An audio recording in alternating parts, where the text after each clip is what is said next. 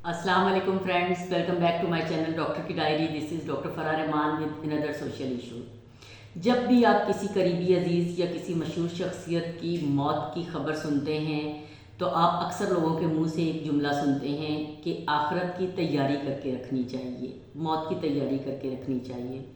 ये बिल्कुल दुरुस्त बात है। मौत की तैयारी से मतलब ये होता है कि अपने अमाल का हिसाब किताब करके रखना चाहिए, हकूकुल इबाद और हकूकुल्लाह की पैरवी करने की कोशिश करनी चाहिए ताकि आखिरत के मामलात आसान हो जाएं। लेकिन उसके साथ एक बहुत अहम चीज़ जिसकी तरफ लोगों का ध्यान नहीं जाता वो ये है कि मौत की तैयारी के साथ साथ मौत की प्लानिंग भी करके रख ली चाहिए।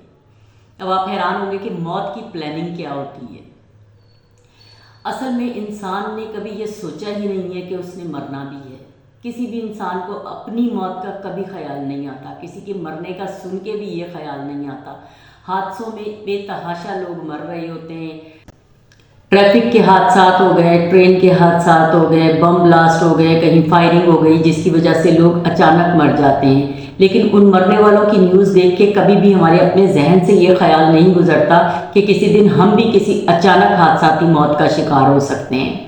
और इस मौत को प्लान हमने पहले से कभी भी नहीं किया होता और फिर उस अचानक मौत का नतीजा क्या निकलता है, स्पेशली अगर ख़ानदान का सरबरा किसी इस तरह की मौत का शिकार हो जाए तो पीछे फैमिली को, बीवी बच्चों को ये तक नहीं पता होता कि कौन से बैंक में अकाउंट है और उसकी चेकबुक कहाँ पड़ी हुई है, एटीएम कार्ड्स कहाँ पड़े हुए हैं, एटीएम कार्ड्स के पिन नंबर क्या हैं, हमारा जो सरबरा था उसने कहाँ कहाँ पे सेविंग की हुई है, उसने क्या कोई प्रॉपर्टी ख़रीदी हुई है, कहीं शेयर्स ख़रीदे हुए हैं, कोई अपनी लाइफ इंश्योरेंस पॉलिसी ली हुई है, और अगर ये सब कुछ किया हुआ है तो उसकी डॉक्यूमेंटेशन कहाँ है, और अगर डॉक्यूमेंटेशन भी मौजूद है तो उसको प्रोसेस कैसे करना है। ये बहुत बेसिक सी चीज़ें होती हैं और पता ना मालूम होने की वजह ये होती है कि सरबरा कभी ये समझता ही नहीं है कि उसे इन सारी बातों के लिए अपनी फैमिली को, अपनी बीवी को और बच्चों को भी ऑन बोर्ड रखना चाहिए।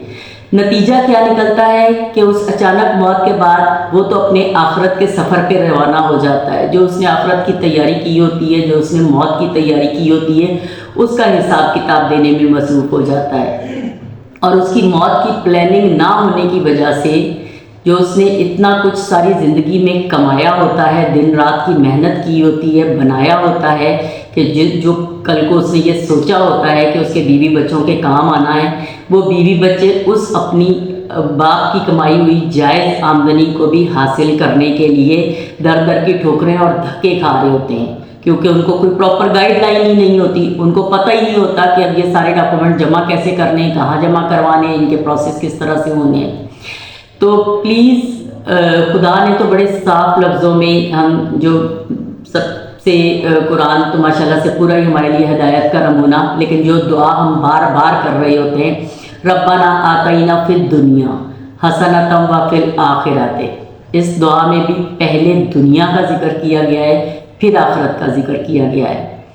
तो मौत की तैयारी बिल्कुल करें, लेकिन मौत की प्लानिंग भी करें। खुदा ने दुनिया भी हमारे लिए रखी है, दुनिया को भी हमने तरीके से गुजारना है और पीछे वालों के लिए आसानियाँ दे के जाना है।